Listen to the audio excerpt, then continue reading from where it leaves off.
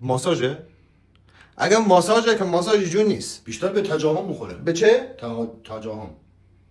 این من احساس میکنم بیشتر شبیه جیبوریه. خفتش کردی؟ چه داری بهش میکنی؟ چه همین ازش که بخوای؟ پای گرفتی و داره و پای عربده میزنه تو نه ول کنه ماجرا نیست. هی داری میمالی هی داری میمالی. شکنجهش میکنی؟ چه؟ شکنجه. هی برادر من چه کاری به سر خودت آوردی؟ آمدی یه ماساژ بگیری ریلکسیشنی بکنی، تمام تاره صوتی و ورودی خروجی بدن پاره شدن، خودت در شرپان دیگه چه حرکتی سر خودت آوردی؟ کردی بعد همه کسی بریش تا نصف ساق پاد مارش زدی. زنه به پایین شعبی؟ نه بابا من میدونم داستانش چیزه. این فکر کرده ماسور زنه. رفته اونجا نصف زده دیده نه. آها. ای خبران دیگه بعدش نزده. ماساژ با پایانی دست خوب کسی هم افتادی. داره تا اونجایی که میشه میشه پایین. اصلا لیاقت آدمایی که دنبال اینجور چیزا میگردن ایشون مرد هیکلی پربازی بگی فکر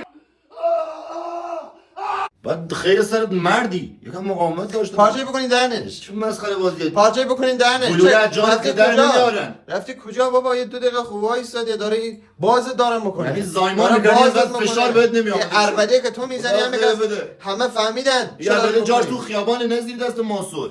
همه فهمیدن داره اونجا چه اتفاقی میفته. استدعا میکنم. چه؟ استدعا میکنم. چه ربطی داره؟ اینا جدید یاد گرفتم گفتم یه جا استفادهش بکنم.